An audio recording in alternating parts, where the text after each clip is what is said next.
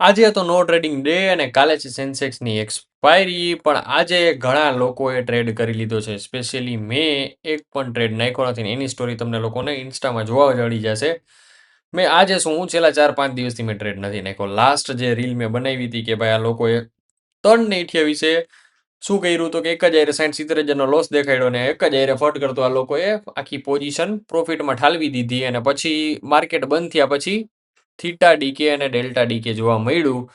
તો આમાં ઘોબા ઉપડી જાય એના કારણે આપણે કીધું કે ભાઈ શાંતિથી કેપિટલ બચાવો, બીજું કાંઈ કરવાનું થતું નથી. હવે આજના દિવસમાં તમને લોકોને, જે લોકોએ ટ્રેડ કર્યો છે ભાઈ, એ લોકો માટે થોડુંક કહું કે તમને બટકું નાખ્યું અને તમે બટકું ખાઈ લીધું એટલે તમારી ગણતરી કેમાં થઈ તમે સમજી શકો છો. કાંઈ કર્યું નહીં, માર્કેટ આ લોકોએ ખોલ્યું, પ્રાઇઝ એક્શન વાઇઝ હલાવ્યું, બરોબર. આ પ્યોર મેન્યુપ્યુલેશન તમે કહો. જો માર્કેટ જે રીતે ખુલ્લું જોઈએ એ રીતે જ ખુલ્લું, બરોબર. મતલબ કે કાંઈ પણ કેગની ઇફેક્ટ જ નહીં, બરોબર. આ જે કેસ આપણો હાલે છે અત્યારે, બરોબર છે, કેસ એ જે હાલે છે એમાં કાંઈ પણ હરી નહીં. નોર્મલ જે એવરેજ ઓપનિંગ થવી જોઈએ એવરેજ ઓપનિંગ થઈ, માર્કેટ ટ્રેન્ડિંગ કરી દીધું સવારમાં, કન્ટિન્યુઅસ 9 EMA ની સહારે ટ્રેન્ડિંગ થયું, અને પછી શું કર્યું, રિટ્રેસમેન્ટ કરાવી અને ફટ કરતું રિવર્સ. પ્યોર પ્રાઇઝ એક્શનના નિયમથી આવેલું. મતલબ કે આ market how easy to manipulate થઈ ગયું છે. જે રીતે મજા આવે ને એ રીતે વારી દો. તમને બટકું નાખવું હોય તો બટકું નાખી દે. એટલે માર્કેટ એક રીતે કેવું છે કે કોઈ પણ એક સંસ્થાના હાથમાં છે, જે એને તેજી કરાવી તો કરાવી દે, મંદી કરાવી કરાવી દે. તમને આટલા દિવસ ડેલ્ટા થીટાના નામે માર્યા. હવે કાલ શું થશે, કાલ તમે જોજો. કાલ માર્કેટ મારા હિસાબથી એવરેજ રહે. આ ક્લોઝિંગ ટાઈમે જો ભલે આ લોકો ઉપર ક્લોઝ દેખાડ્યું, કાલના દિવસમાં આ લોકો માર્કેટને એવરેજ કરી દેશે. નહીં મુવમેન્ટ આવવા દે કે નહીં કાંઈ, બરોબર છે. 12 તારીખની એટલી કંઈ ઇમ્પેક્ટ રહી નહીં, ઘંટો ઇમ્પેક્ટ એટલી કંઈ ના રહી, કારણ કે બટકું નાખ્યું ને ઘણા લોકોએ બટકું ખાઈ લીધું. ક્લિયર. હવે આપણે શું કરવાનું રહે, આપણી ફરજ છે રોજ એનાલિસિસ કરો. ટ્રેડ બને તો જ કરો, નો બને તો નો કરો. સિમ્પલ. જ્યાં સુધી સમજાતું નથી ત્યાં સુધી હું તો નથી કરવાનો. હું કરીશ તો ઇન્સ્ટામાં સ્ટોરી નાખીશ. તમે લોકો મને ફોલો કરો ટેલિગ્રામમાં અને ઇન્સ્ટાગ્રામમાં. હવે એનાલિસિસની વાત કરીએ તો ભાઈ કાલે સેન્સેક્સની એક્સપાયરી છે, તો સેન્સેક્સનો ઓઆઈ ડેટા આપણે પહેલા જોશું.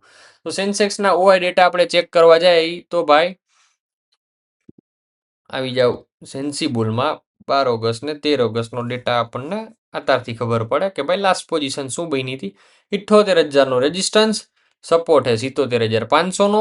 આમાં આપણને કરોડમાં આંકડા જોવા નથી મળતા. તો ઓઆઈ ચેન્જ જોઈ લ્યો કે ઇન્ટ્રાડેમાં ઓઆઈ ચેન્જ કેટલો થયેલો છે. તો ઓઆઈ ચેન્જ જોવા માટે આપણે માર્કેટ ચાલુ હતું એ ટાઈમનો ડેટા જોઈ લઈએ. તો એમાં મેજર પોઝિશન્સ નથી, રેઝિસ્ટન્સ જ સ્ટ્રોંગ દેખાડે છે. તો અલ્ટિમેટલી આપણે સમજીએ કે ભાઈ રેઝિસ્ટન્સ એટલું સ્ટ્રોંગ પણ નથી ને એટલું વીક પણ નથી, પણ 78,000થી ગેમ ચેન્જ થઈ શકે છે. 77,500 થી 78,000 ને એની ઉપર જાય તો 78,500 સુધી જાય. તો સેન્સેક્સ તો 500 પોઈન્ટ તો રમતા રમતા દીધી. પહેલા સેન્સેક્સનું એનાલિસિસ, ત્યારબાદ આપણે કરશું નિફ્ટીનું. બેંક નિફ્ટીમાં કાંઈ આપણે કહેશું જ નહીં. તો 1 hour ટાઈમ ફ્રેમમાં સેન્સેક્સ જોવો તો સેન્સેક્સ દેખાડશે પ્રાઇઝ એક્શન વાઇઝ કે ભાઈ એક સાઇડ બેઝ એરિયા જે હતો પ્રીવિયસ રેઝિસ્ટન્સ એરિયા, હવે એટલામાં સેન્સેક્સ થઈ ગયું હતું સાઇડ બેઝ. ત્યારબાદ હવે અહીંયા લિક્વિડિટી લિક્વિડિટી લિક્વિડિટી આટલી લિક્વિડિટી બાકી છે. મતલબ કે આ એવી પ્રાઇઝ એરિયા છે કે જ્યાં પ્રાઇઝ રિટ્રેસ થવાનો બાકી છે. પ્રાઇઝ એરિયા એટલે મતલબ કે 76,000 લખ્યો હોય, 77,000 લખ્યો, 77,500. અહીંયા પ્રાઇઝ એકવાર મુવમેન્ટ કરવા આવવું પડે, ગેપ ફિલ કરવા આવવું પડે. એ જગ્યાએ સેન્સેક્સ ટચ થયું નથી. તો એસે જ તમે લોકો જોવા જાઓ ને તો આપણને અહીંયા આઈડિયો ઓમ નથી આવતો કાંઈ. તો હવે આપણે શું કરવું પડે, ફિક્સ રેન્જ વોલ્યુમ લગાડી લઈએ જૂના ડેટાની હારો એટલે આપણને ખબર પડે. તો ફિક્સ રેન્જ વોલ્યુમ મારો તો આપણને આમાં દેખાડે રેઝિસ્ટન્સ. બધું કરી દો ડિલીટ. અહીંયા આપણને દેખાડે ચાર્ટ ઉપર રેઝિસ્ટન્સ 78,800નું કરી લ્યો 3 તારીખ, મતલબ કે જ્યારથી આ કેસ વાળું ચાલુ થયું ત્યારથી. તો ત્યારે રેઝિસ્ટન્સ 78,500નું છે. હવે આજના દિવસનો લઈ લ્યો, આજને કાલના દિવસનો 11 ને 12નો ડેટા. તો અહીંયા દેખાડે છે આપણને સપોર્ટ. 15 મિનિટના ટાઈમ ફ્રેમમાં સ્વિચ કરીને આપણે ચેક કરીએ તો ભાઈ આપણને અહીંયા દેખાડે છે એઝ ઇટ ઇઝ સપોર્ટ. મતલબ કે 77,500નો સપોર્ટ જે આપણે ઓઆઈ ડેટામાં ચેક કર્યો કે ભાઈ 78,000 રેઝિસ્ટન્સ ને 77,500નો સપોર્ટ. તો 78,000 માર્કેટ છે તો કે હા એક્ઝેક્ટલી 78,000 ઊભું.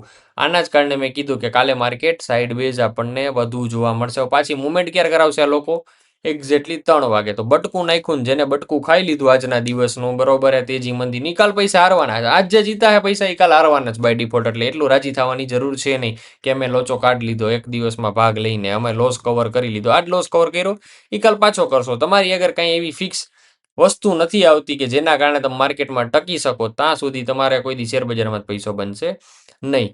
તો સેન્સેક્સનું એનાલિસિસ આજનું શું તો કે કાંઈ નહીં, કાલે ઇન્ટ્રાડેમાં ઉઠો ત્યારે ચેક કરવાનું રહીએ, એના સિવાય કાંઈ ના થાય. એનાલિસિસ કરવા જાય તો હજી થઈ કે ભાઈ ત્યાં તેજી કરી લે 78,250 દેખાડશે, પણ સેન્સેક્સમાં 200 પોઈન્ટનું એનાલિસિસ કરીને દે ને એને ટ્રેડર જ ના કહેવાય. વાત કરીએ આગળ નિફ્ટીની, તો નિફ્ટીમાં શું કર્યું, 1 ડે ટાઈમ ફ્રેમમાં તમે ચાર્ટ જોવા જાવ ને ભાઈ તો કેવી બનાવી છે આ કેન્ડલ. આ કરી દો ડિલીટ તો તમને કેન્ડલ સમજાશે.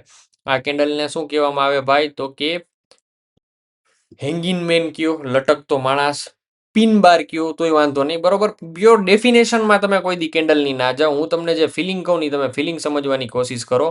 તો કે ભાઈ આ જે એરિયા રહ્યો આને સ્ટ્રોંગ સપોર્ટ તરીકે અહીંયા દેખાડવામાં આવ્યો છે કે અહીંયા શું થયું ભાઈ આટલી જગ્યાએ મંદી કરવા આવ્યા પણ એ કે મંદી એક્સેપ્ટ થાય એમ નથી, ધક્કો મારીને ધરારથી તેજી કરી દીધી, મતલબ કે સપોર્ટ સ્ટ્રોંગ છે 24,400નો. અને આપણી 2 દિવસની એક્સપાયરીની જે સ્ટોરી હતી એમાં પણ મેં કીધેલું હતું કે 24,400નો સ્ટ્રોંગ સપોર્ટ નિફ્ટીનો છે. હવે અહીંથી શું થાય તો કે જો હાઈ બ્રેક થાય 24,500નો તો તેજી માટે ભાગ લઈ શકો 24,600 સુધી, કારણ કે એનું આપણે નો ટ્રેડિંગ ઝોન ડ્રો કરીને દીધેલું હતું 2 દિવસના પહેલાના એનાલિસિસમાં, બરોબર છે. તો હવે 15 મિનિટના ટાઈમ ફ્રેમમાં 1 આવરમાં જોવો ને તો તમારા માટે ગેમ ઇઝી થઈ જાય કે ભાઈ જેવું અહીંયાથી કઈ લેવલ બ્રેક થાય 500 ઉપર તો તમે અહીંયા 600 સુધીનો ટાર્ગેટ લઈ શકો, એટલે 100 પોઈન્ટ તમે કમાઈ શકો. બસ ટૂંકું ને ટચ, આના સિવાય કાંઈ એનાલિસિસમાં છે નહીં. 2 મેઇન વાત જે કરવાની હતી વિડીયોના માધ્યમથી કરી દીધી. ઓઆઈ ડેટા જોઈ અને તમે કાલે ટ્રેડિંગમાં એક્ટિવ રહેજો. જેને ઓઆઈ ડેટા જોતા ના આવડે નીચે કોમેન્ટ કરજો, ઇન્સ્ટામાં સ્ટોરી ચડાવતો રહીશ કાલના દિવસમાં, કારણ કે બધાને હમણાંથી સેન્સેક્સમાં બહુ ઈચ્છા થાય છે ટ્રેડિંગની. મળીએ નેક્સ્ટ વિડીયોમાં. જય હિન્દ, જય ભારત.